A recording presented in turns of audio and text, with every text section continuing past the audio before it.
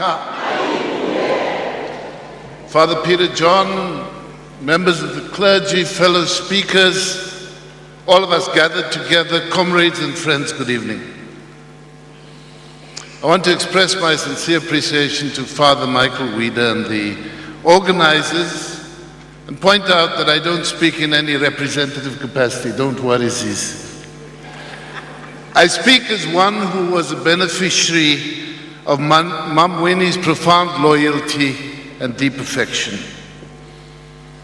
So let me share with you in mourning her passing. But though I can see Mam Winnie giggle as Mam Winnie used to giggle and say, "Come on, mobilize, don't mourn."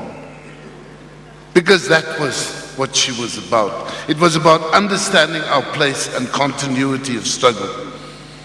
It's also appropriate at this time of year that we remember others who have fallen. Father Peter John dealt with people in Cape Town. I want to take us back a little bit further to one of the children who was influenced by people like Mam Winnie and who was hanged on the 6th of April 1979, Solomon Mahlangu.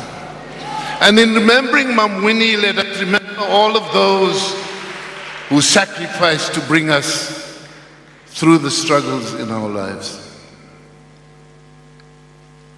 Uncle Kathy, another one whose anniversary of his passing we mourned last week on the 28th, wrote the foreword to Mam Winnie's book, that book referred to earlier, 491 Days, which is the most haunting account of that period in detention, the bulk of it in solitary, between the 12th of May 1969 and the 14th of September 1970. And in the foreword, Uncle Kathy reflects on his own prison sentence, not as a competition, but he reflects on it very deeply. And then he compares and he says, and I quote, "Yes, we were suffering, but after taking every hardship and every deprivation into account, it could not be disputed that we were protected. No policeman could barge onto Robben Island or into Portsmouth prison and start shooting. This was not the case with comrades outside prison. They were at the very cold face of struggle. They had no protection. Comrades such as Winnie Mandela, the 600 unarmed, defenseless school children who were slaughtered in the Soweto uprising, the leaders and members of the United Democratic Front and the Congress of South African Students, individually and collectively, in the face of adversity and danger, they kept the flag flying." And that is the story of Winnie Mandela. It's a story of the determination to keep the flag flying in the face of whatever danger. Mam Winnie's own account of that harrowing detention that starts with the police refusing to allow her to call her sister to look after Zeni and Zinzi, then aged 10 and 9, or the 200 days without human contact, the respective hard periods of interrogation, the fact that she was stripped naked in a cell, and the calculated attempt to commit suicide. She chose to do the latter slowly because she did not wish Madiba or her daughters to be shamed. It's in understanding such a journey that one begins to appreciate the depth of resolve, her caring and a search for inner strength as the big divider between those who make it and those who don't. In considering this, and I know I don't want to get Father Michael or Peter John singing, but in considering this, one is reminded of the haunting refrain of Bob Marley's redemption song, "None but ourselves can free our minds." Mam Winnie learned to depend on her own strength as a call for freedom. In 2012, reflecting on her detention, she said, and I quote, "Being held incommunicado was the most cruel thing that the nationalists ever did. I'd communicate with the ants, anything that had life. If I had lice, I would even have nursed them. That's what solitary confinement does. There is no worse punishment than that. I think you can stand imprisonment of 27 years, you are mixing with other prisoners, you get 3 meals a day, the only thing you've lost is your freedom of movement. Your mind isn't incarcerated, that's all. But with solitary confinement, you are not allowed to read, you're not allowed to do anything, you have just yourself, unquote.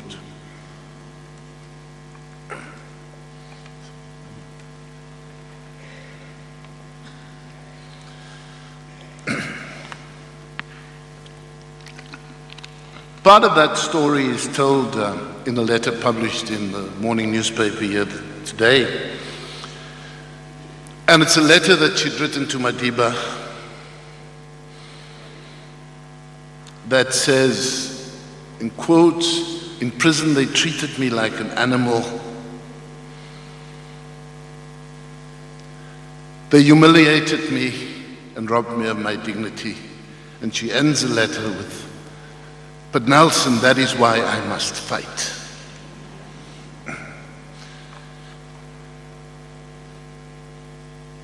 So I draw attention to that letter, but I also want to invite each and every one of you to read that book, 491 Days, to understand.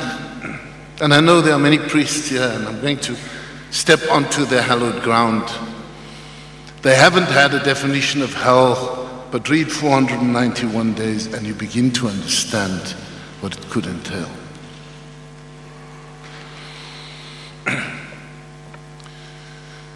There's the other song about great love, and there's a line in it that says, "So I learned to depend on me." And that was Winnie.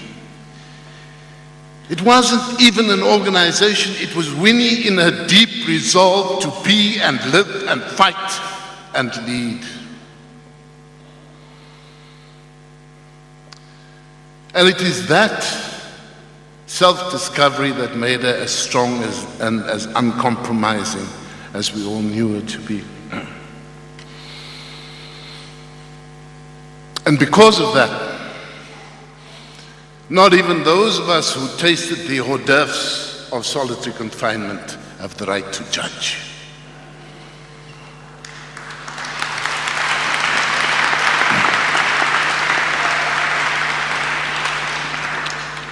But Mam Winnie was judged and haunted by those who wanted her to be somebody else, who emerged from those trials and tribulations and be a puppy dog, and she was never going to be that. It wasn't her role in society.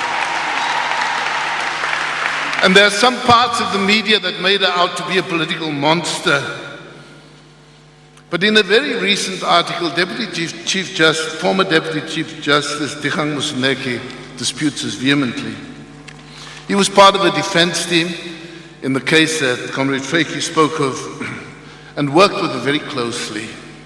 He writes, and I quote, "She had an incredible ability to be able to take on injustice and soak up pain in a way that is not immediately describable," unquote.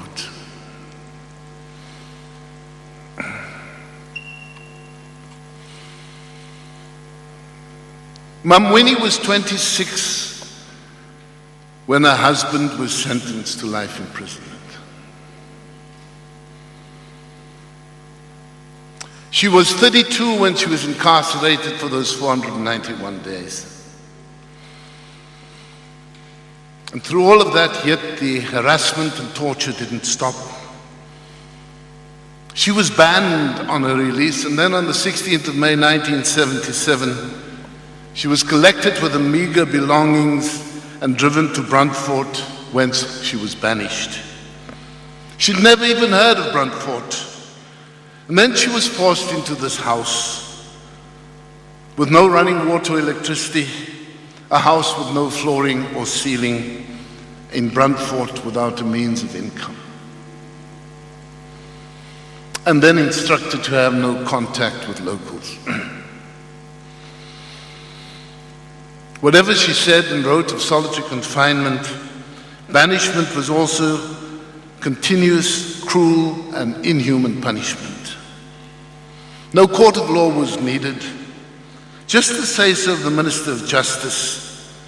That house 802 in the townships, the locals named Patakashle because the apartheid regime didn't even give it a name, was designed to hurt her very deeply. Yet Mam Winnie turned her own pain into defiant acts of love. It was then that she started a clinic to heal the forgotten victims of apartheid in Brandfort, and the soup kitchen to feed the hungry, all of it in defiance of her order of banishment. Her friends, Dr. Motlana and Archdeacon John Rushton, who was the Archdeacon of the cathedral, the Anglican cathedral in Bloemfontein, he took a weekly communion. He drove down from Bloemfontein to Brandfort on a weekly basis, but they also raised the resources for these acts of love that kept her going. When I first met Mam Winnie, it was about 1981, it was during her banishment, but she got occasional permission to come and see Tata on the island, and we connected here, and then a few years later, I drove solo from Johannesburg to Brandfort. I didn't know Brandfort, didn't know where she lived, I just did it. And when I arrived there, she held me for very long. And I think that crazy act created this bond between her and I. I was mad like she was mad, and was okay. We could love each other because we understood each other in this way. And I say that I earned her loyalty and affection. And in that affection, she offered herself as a sounding board, as a critic, as a cajoler, as a supporter, as all of those things. Somebody who was different, brave and bold, and committed, far more committed than what most of us could ever be. And I know that I wasn't the only beneficiary of that kind of love and commitment. When my wife Maria started working at Transnet in about 2004, things were very tough there because, you know, there are people who treat state-owned enterprises as their personal inheritance. And they don't like outsiders coming in, and this was actually happening at Transnet at the time. And out of the blue, Mam Winnie called Maria and said to her, "I want to come and see you for lunch." Now, when Mam Winnie says that, you kind of take a view, what is this going to be? What is it about? And so on. And she said, "No, please come." And Mam Winnie came. And everybody wanted to touch Mam Winnie. It was like that. And I think the office was on the 50th story of the Carlton building, and everybody wanted to touch Mam Winnie. There weren't selfies then. It would have taken a week for her to get through everybody. And after lunch, Mam Winnie said to Maria, "I want you to watch this." She put her arm around Maria and walked her from office to office and said to the occupants of the office, "This is my daughter. Mess with her, you mess with her mother." Peace was immediately established at Transnet. Now, I just hope my friend and comrade Pravin Gordon finds a guardian angel like that to help sort out the state-owned enterprises. That loyalty was fierce.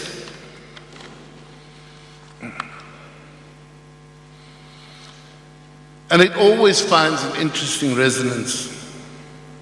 Mam Winnie, as we all can attest to, had the ANC coursing through her DNA. She was ANC. She couldn't be anything else. She couldn't be described as anything but of the African National Congress. And she remained fiercely loyal to the ANC throughout her life. But it was never an exclusive loyalty. And so when Julius Malema and the EFF say that it is our mother who has passed, he is perfectly correct and entitled to say so, because we know We know that Mam Winnie loved Julius and other leaders of the EFF as much as she loved everybody in the African National Congress. And it wasn't exclusively for the EFF either.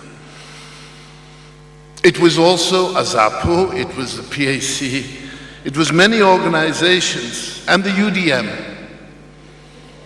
And everybody can claim Mama Winnie on a non-partisan basis, and Patricia, I'm sure she would have reached out to you in your moment of trouble in the city and say, you are of us.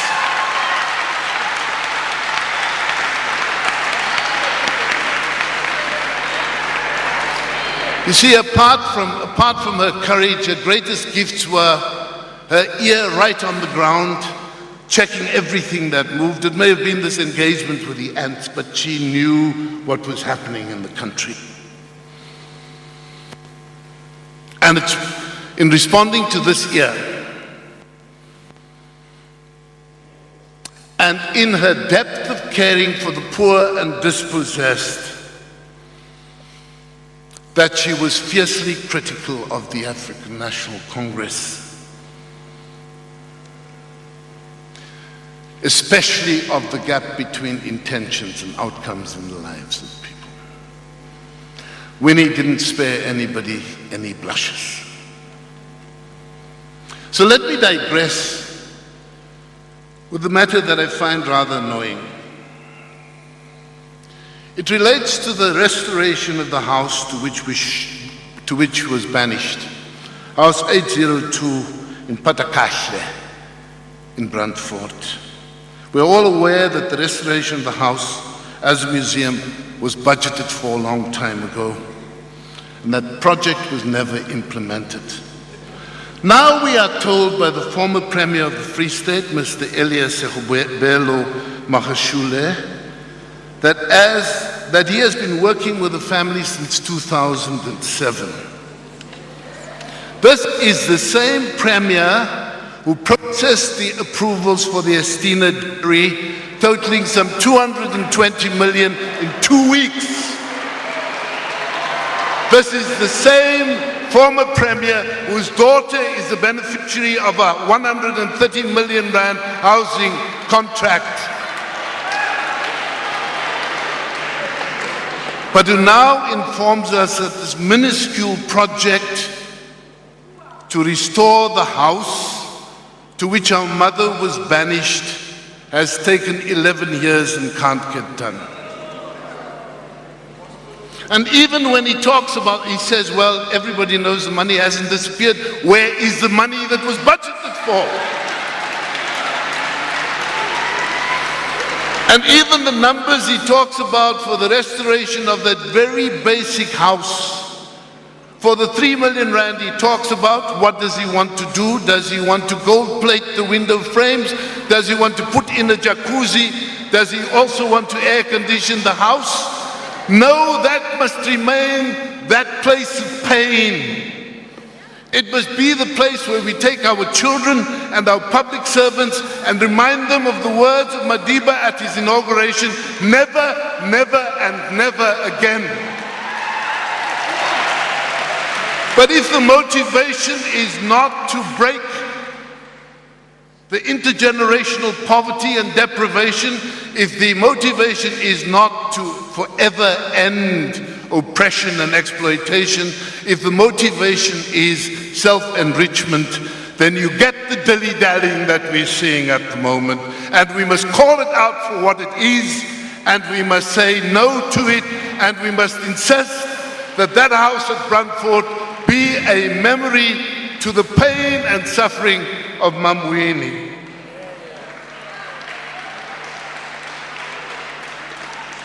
I'm saying Mam Winnie had this way of calling out things as they were. Sometime last year, we'd heard that Mam Winnie was hospitalized, and we were quite out of order, Marie and I. We went to Mill Park Hospital, where the manager didn't ask questions. She said, "Oh, you're coming to see Mommy?" We said, "Yes, we're coming to see Mommy," and she took us through. There were certain protocols that she should have observed, and I hope she doesn't get into trouble.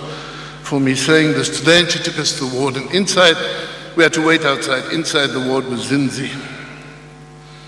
She came after a while and told us that Mummy was really, really very ill, and that the family didn't think it appropriate for her to have visitors. And so we said, that's fine. Will you tell Mummy that we love her? And then Zinzi relented and she said, all right, sneak in for a moment and just greet and leave. And when we went in, greeted on either side of the bed, just touched her hand, she opened her eyes and giggled like Mama Winnie could giggle. And she said, I knew you'd come.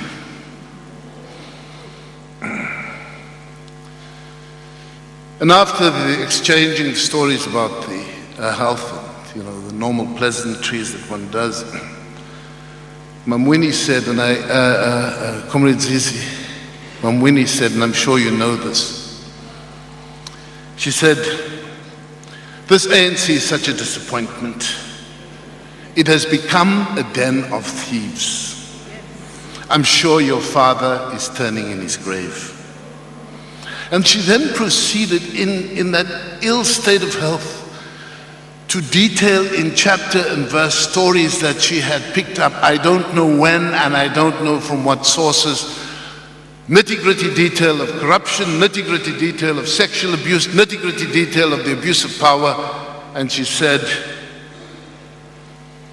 in the interests of your father, go and fix the movement. Now I know that Mam Winnie was substantially, though not completely, happy with the outcome of the 54th National Conference. But in the same breath, I want to say, and because there are so many priests here, I can say mea culpa here in the cathedral. I want to say in the spirit of Mam Winnie, that spirit that we knew as a spirit of no compromise and no surrender, to that spirit of Mam Winnie, I want to pray forgiveness because I was not sufficiently courageous to emulate her and to take my personal fight to the finish. But in that admission, and in the spirit of Mam Winnie, we must all recommit to a luta continua. Thank you very much.